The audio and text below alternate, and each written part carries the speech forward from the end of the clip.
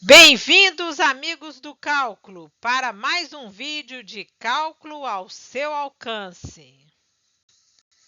Neste vídeo, vamos continuar resolvendo limites com a indeterminação zero sobre zero. O nosso primeiro exemplo é este limite aqui, esse bonitinho aqui. Raiz de x2 mais 4 mais 5x menos 2 sobre x.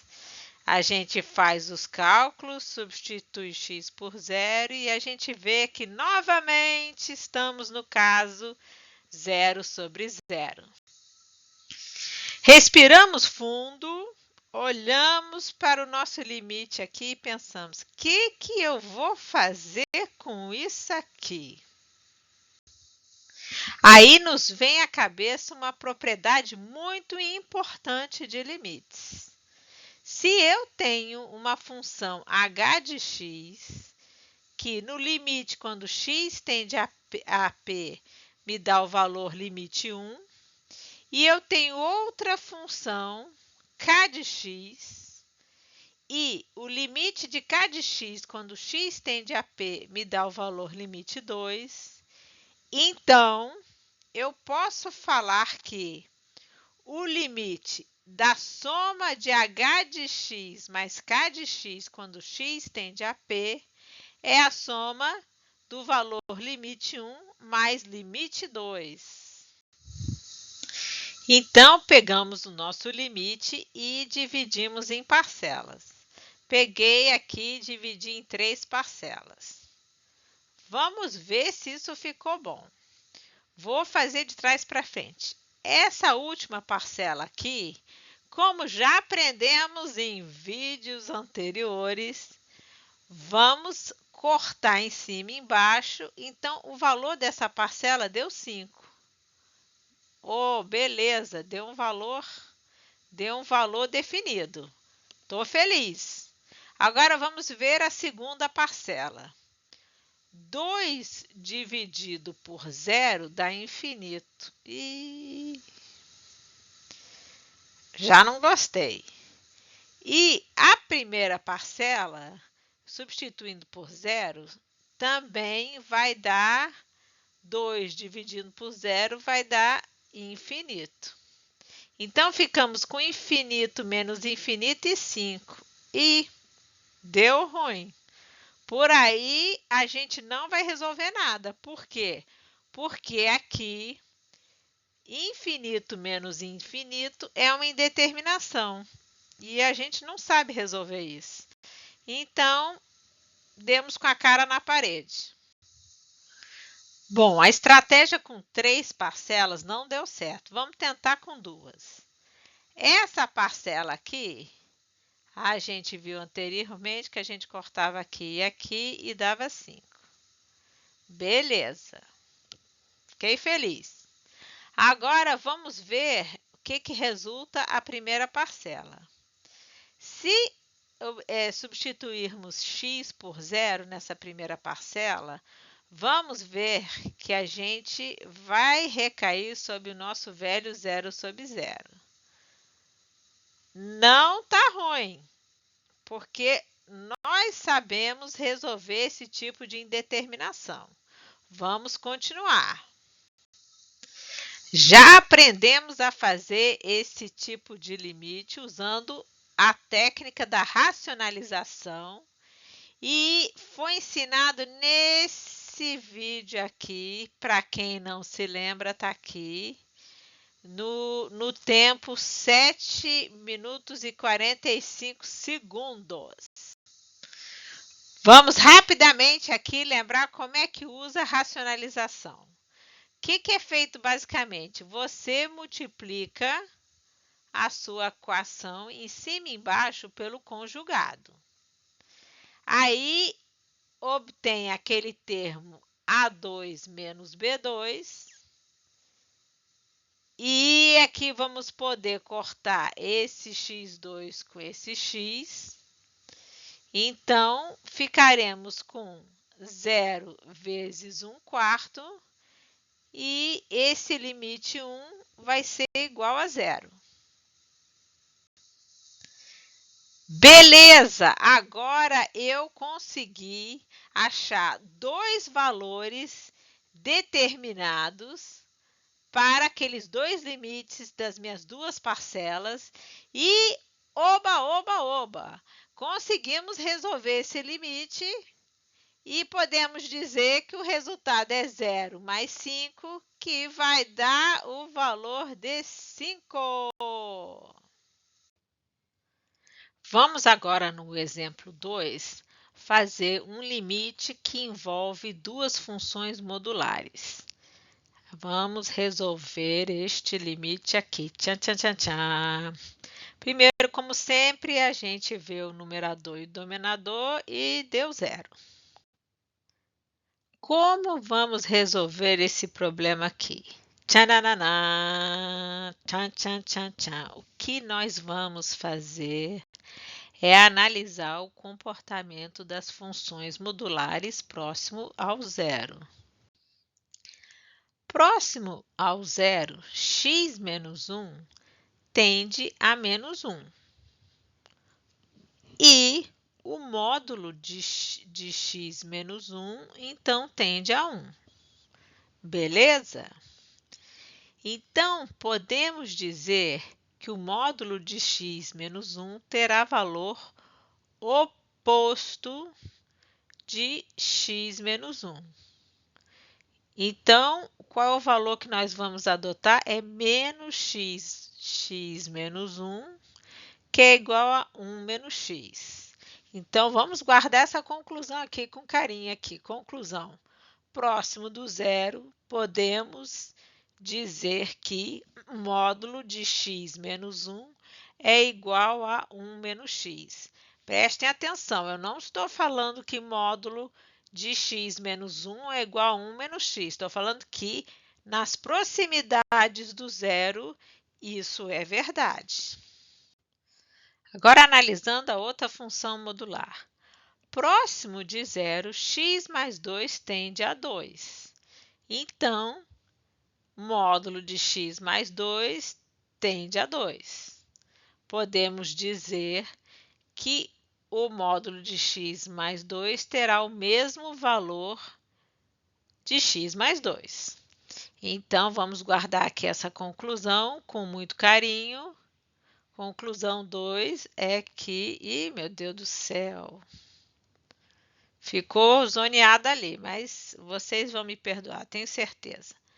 Então, próximo do zero, podemos dizer que módulo de x mais 2 é igual a x mais 2. Próximo do zero. Trouxe aqui as duas conclusões que chegamos nos slides anteriores, que vamos utilizá-las. É o limite que a gente estava calculando no começo, podemos dizer que próximo do zero é igual a essa equação aqui, aonde substituir as equações modulares pelas nossas duas conclusões. Aí fazemos as continhas, fazendo as continhas aqui, chegamos em 2x sobre menos 2x sobre x, aí cortamos com muita alegria, que cortar é o maior barato que a gente tem aqui, é cortar. E que resulta no valor final de menos 2.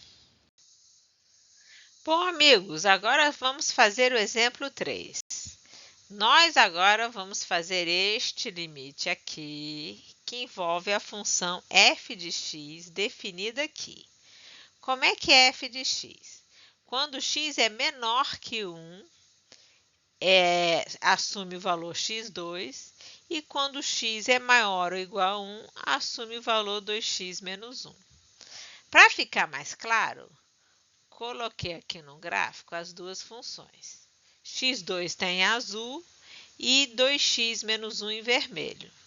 Então, a nossa função f de x assume o valor x2, aqui o azul, até o ponto A. A é o ponto onde x é igual a 1. A partir do ponto A, assume o valor aqui, ó, da reta vermelha.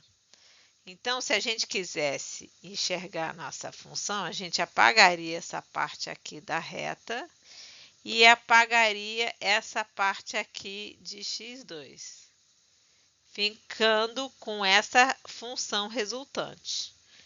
Beleza? Agora, como sempre, vamos verificar se temos a indeterminação. No primeiro caso, vamos substituir f de x por x2. Substituindo no limite, encontramos 0 sobre 0. No segundo caso aqui, fazemos a mesma coisa e encontramos novamente a indeterminação 0 sobre 0. Vamos fazer o limite lateral à esquerda e o limite lateral à direita. O que significa isso? Vamos estudar o comportamento da função quando x tende a 1 menos, ou seja, você está se aproximando de x pela esquerda, assim, nesse sentido aqui, você está se aproximando de 1. E à direita, a mesma coisa, você está se aproximando de 1 nesse sentido aqui, sem chegar exatamente no ponto x igual a 1. Está se aproximando, mas você não chega nele exatamente. Beleza, já sabemos a nossa estratégia. Então, vamos calcular o primeiro limite lateral à esquerda, quando x tende a 1 menos. Pela nossa definição de f de x menor que 1 assume o valor x2. Então, você substitui f de x por x2 no limite aqui e encontra essa função aqui e pegamos do nosso bolso a nossa listinha de produtos notáveis do segundo grau. Tananana, tá aqui, ó. E a gente, com muita alegria, consegue agora cortar x menos 1 em cima, x menos 1 embaixo, e encontramos o valor de 2 para o limite lateral à esquerda. Agora, vamos fazer o limite lateral à direita. Neste caso, f de x é igual a 2x menos 1. Substitui f de x, aqui, f de x, resultando nessa função aqui. E mais uma vez, pam, pam, pam, pam, limite é igual a 2. Bom, agora temos o valor do nosso limite lateral à esquerda e do nosso limite lateral à direita. Se formos em sentidos opostos, mas chegamos no mesmo valor, quer dizer que o nosso limite existe e o valor dele é igual a 2. Bom, agora vamos para o exemplo 4. O exemplo 4 usa o mesmo limite aqui. Porém, qual é a diferença? f de x está um pouquinho diferente. Continua com x2 para x menor que 1, mas para x maior ou igual a 1, assume 4x menos 3. Ok? Como sempre, fazemos a verificação inicial e descobrimos mais uma vez que deu 0 sobre 0. Mesma estratégia do anterior. Vamos ver à esquerda e vamos ver como é que se comporta à direita. À esquerda, já calculamos no exemplo 3 e descobrimos o valor de 2. Agora, limite lateral à direita, f de x assume o valor de 4x menos 3. Então, vamos substituir aqui o f de x por 4x menos 3. Fazemos as continhas e descobrimos que ficamos com 4 vezes x menos 1. E aí, ó, baratão agora, corta aqui em cima e corta embaixo, nos dando o valor final de 4. Mas e agora? Como que fica? O limite lateral à esquerda deu 2 e o limite lateral à direita deu 4. O que isso significa? Isso significa que o limite para quando x tende a 1 não existe. Para ele existir, teria que dar o mesmo valor fazendo de ambos os lados, como obtivemos no exemplo 3. Um comentário em relação aos exemplos 3 e 4. Por que no exemplo 3 encontramos um limite definido, enquanto que no exemplo 4 o limite não existe? Para respondermos essa pergunta, vamos dar um zoom aqui nas funções. No exemplo 3, podemos ver que no ponto A é o quê? É o ponto onde x é exatamente igual a 1. No ponto A, as duas funções x elevado a 2 e 2x menos 1 são tangentes no ponto A, ou seja, no ponto A elas têm um comportamento igual. Já no exemplo 4, podemos ver que no ponto A a reta não é tangente a x2, ou seja, o comportamento de x2 e 4x menos 3 não é o mesmo no ponto A. Quando eu falo comportamento ser igual, não estou falando em toda a reta de x.